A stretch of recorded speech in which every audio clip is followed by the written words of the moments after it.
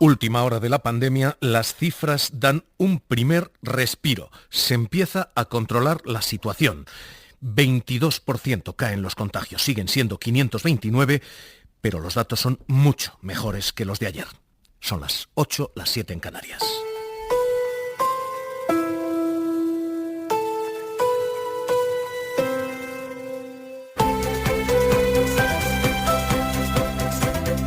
En la cadena SER, Hora 25.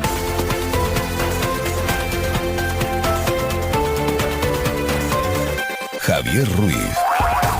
La última hora es positiva porque nada más lo ha sido desde que hace un mes comenzó la desescalada y se levantó el estado de alarma.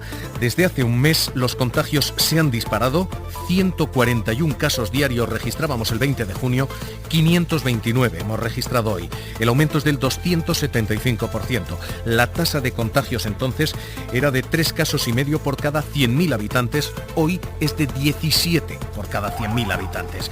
Pero la última hora deja ese primer signo de alivio, los contagios se han frenado en las últimas horas y las medidas empiezan a dar efecto según las cifras de hoy. La última hora, Sonia Ballesteros, ¿qué tal? Muy buenas tardes.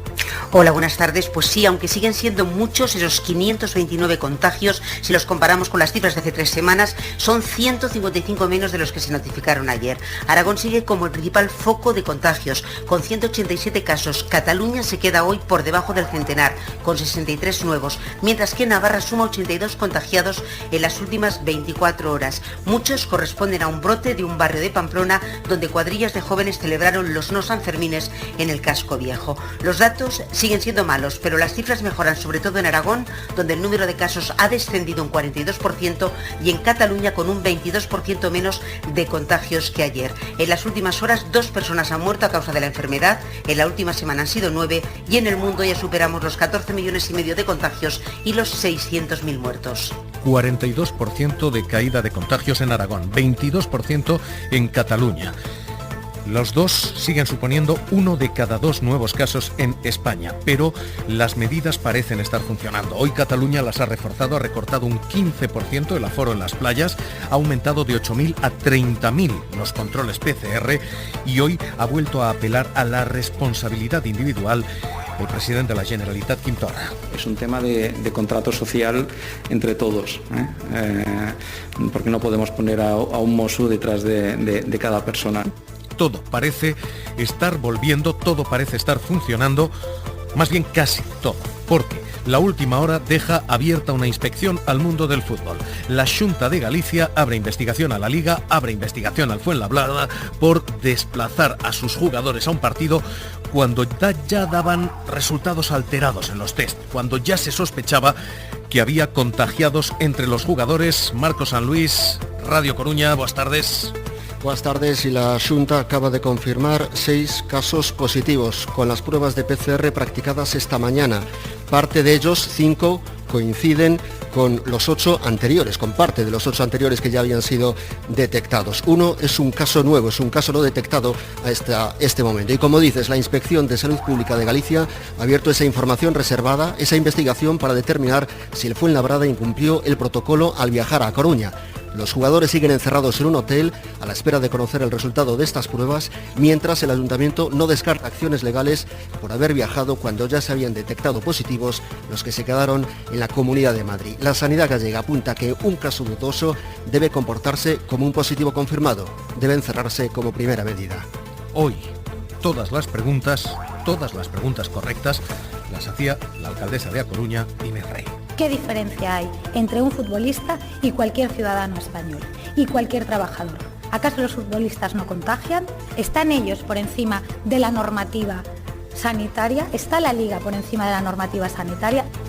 Y las respuestas que da la Liga, ¿cuáles son? Sonia Luz, ¿qué tal? Muy buenas tardes. Hola, buenas tardes. Pues han sido muy rotundos. Dicen que no se ha producido dejadez en la plantilla del Fuenlabrada ni han fallado los protocolos por la competición, porque los trabajadores que se subieron al avión para el partido contra el Deportivo, futbolistas incluidos, no habían dado positivo en el test previo al viaje. Javier Tebas es el presidente de la Liga. No viajó porque en los PCRs que se le hicieron los 2 días anteriores viajó toda la expedición que no había dado positivo y que estaba en perfecto estado para poder jugar.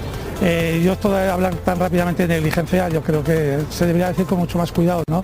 Y que los inspectores que tiene cada club son los que tienen que determinar si el club ha incumplido o no temas de protocolo. Ha habido clubes denunciados, otros no denunciados, y en Fuenlabrada no obstante los clubes denunciados. Javier Tebas también ha confirmado que no habrá repetición de la última jornada en segunda división, ni tampoco una categoría con 24 equipos la próxima temporada, así que Depor y Numancia descendidos a segunda B y el Elche en la promoción de ascenso a la espera de que se juegue ese partido, el Depor Fuenlabrada, aunque el equipo gallego amenaza con no jugar. Pues de momento el paisaje y está a la última hora.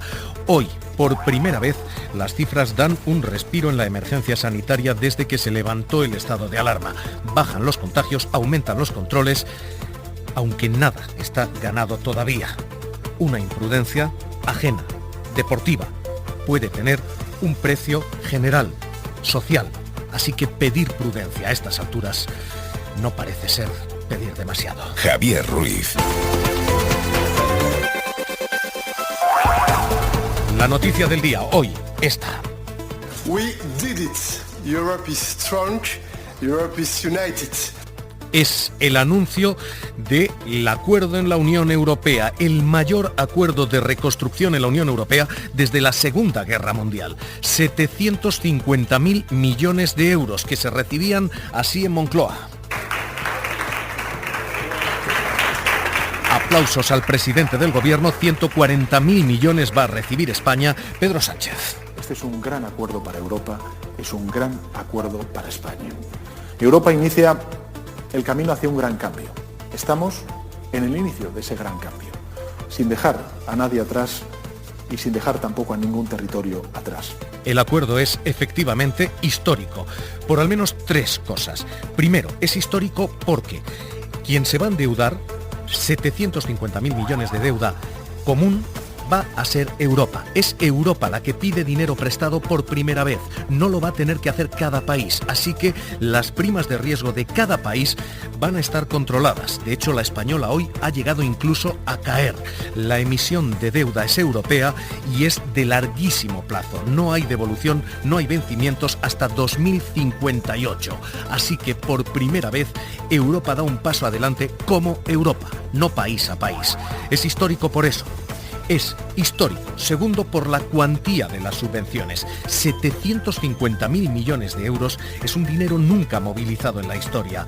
A España van a llegar 140.000 millones, porque entiendan la cuantía, 140.000 millones supone que 1 de cada 10 euros que estén en circulación el año que viene vendrá del programa de rescate. Es el 11% del PIB español. Es 10 veces los fondos de cohesión que España ha recibido. Es 2 veces la factura social del COVID. Así que es histórico por quién lo emite, Europa. Es histórico por cuánto se emite y tercero y sobre todo, es histórico porque hay 72.000 millones en subvenciones en un programa que no exige más condicionalidad que la de los acuerdos ya pactados con la Unión Europea. Hoy lo decía la portavoz del Gobierno, María Jesús Montero. Y el acuerdo tienen como clave algunas de las cuestiones que ya España tenía anotadas y que también forman parte de las recomendaciones país que la Comisión Europea ha ido formulando. Dentro de esas recomendaciones que suscribimos está el refuerzo a la capacidad del sistema sanitario o medidas que se encaminen a preservar los puestos de trabajo, que con la puesta en marcha de los ERTE hemos hecho un antes y un después, coberturas para las rentas mínimas o la capacidad de proporcionar liquidez a las pequeñas o a las medianas empresas. El acuerdo es histórico a nivel europeo, histórico a nivel doméstico. La situación y el ambiente el día después. Bruselas, Griselda Pastor, ¿qué tal? Muy buenas tardes. Hola, muy buenas tardes. Pues aplausos también ha habido aquí en la sede del Consejo Europeo entre los 27 jefes de gobierno. Son muchos días, son muchas diferencias y todos son conscientes de la importancia de conseguir este momento de consenso. Es la primera vez que ante una crisis no está penalizado el país o los gobiernos que más necesitan la ayuda de la Unión Europea, nunca solos, ni España ni Italia en los debates, y a pesar de la intención de Holanda de conseguir un veto, un derecho de veto, Holanda ha perdido este pulso y al final el acuerdo permite imaginar que hay un nuevo momento a nivel europeo con voluntad de intentar reconducir muchas de las tendencias que hasta hoy han creado divisiones internas, divisiones muy graves, pendientes, claro, de lo que diga el Europarlamento y también los parlamentos nacionales. Juzguen ustedes si los dos gestos domésticos son indicativos de algo. Pedro Sánchez pide comparecer voluntariamente en el Congreso de los Diputados para explicar el acuerdo y convoca a los presidentes autonómicos para hablar de la distribución del dinero. Juzguen ustedes si es indicativo o no de una victoria. Juzguen ustedes si lo de Pablo Casado es indicativo o no de una derrota. Acaba de celebrar vía Twitter esto. Celebro el acuerdo de reconstrucción, dice Casado, con los artífices y mis compañeras von der Leyen y Merkel. Esto es lo que dice Casado. Los gobiernos populares remando a favor de España. Él, von der Leyen y Merkel, sus compañeras, dice.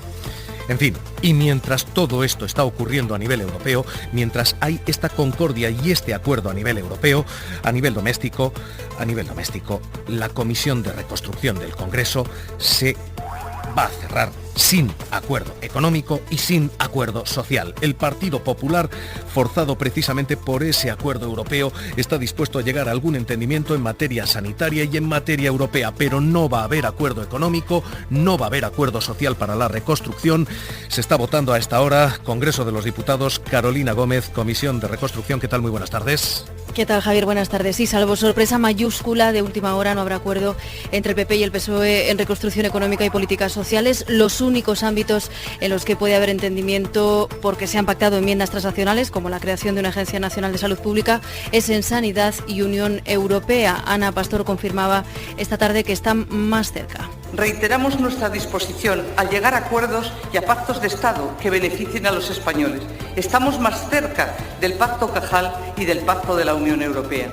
El PP dice que es imposible entenderse en materia económica por cuestiones como la fiscalidad, a pesar de que el documento huía de posiciones de máximos, no incluye ni el impuesto a los ricos ni la derogación de la reforma laboral, que es precisamente lo que ha alejado al Gobierno de sus socios de investidura más a la izquierda, como Esquerra o Bildu, que no apoyarán ninguna medida. Vuelta a la vieja normalidad, resumiría. Además, acordado y pactado con la derecha. Entre PP y entre PSOE. Yo me lo guiso y yo me lo como. Este debate al final, después de todas estas semanas, se ha convertido en un gran paripé. El PNV, que ha criticado además cierta recentralización en las medidas, solo apoyará el documento de la Unión Europea. En todo caso, aún quedan horas. El presidente de la Comisión, Patxi López, pedía seguir la estela del acuerdo en Europa y pactar la reconstrucción. Que no podemos permitir que España luche contra sí misma, que derroche sus energías en luchas internas. Tenemos que unirnos para salir juntos de la crisis. Está por ver, Javier, que hace Vox, que amaga con participar en la votación, y si lo hace, los documentos de economía y políticas sociales podrían ser rechazados por el Pleno del Congreso mañana. ¿Qué está fallando en la política española? Es la única cuestión que queda tras ese gran acuerdo europeo en el que países tan distintos como Polonia, Hungría, España, Italia han llegado a un entendimiento. ¿Qué está fallando en la política española para que semejantes diferencias sean salvables a nivel europeo y cuestiones de fiscalidad aquí, de reconstrucción social aquí, sean insalvables entre Partido Popular y Partido Socialista? ¿Qué está fallando aquí para que discrepancias sean entendidas en España como traiciones? ¿Qué está fallando en España para que nuestro Congreso sea incapaz de pactar una reconstrucción cuando Europa acaba de cerrar la mayor reconstrucción desde la Segunda?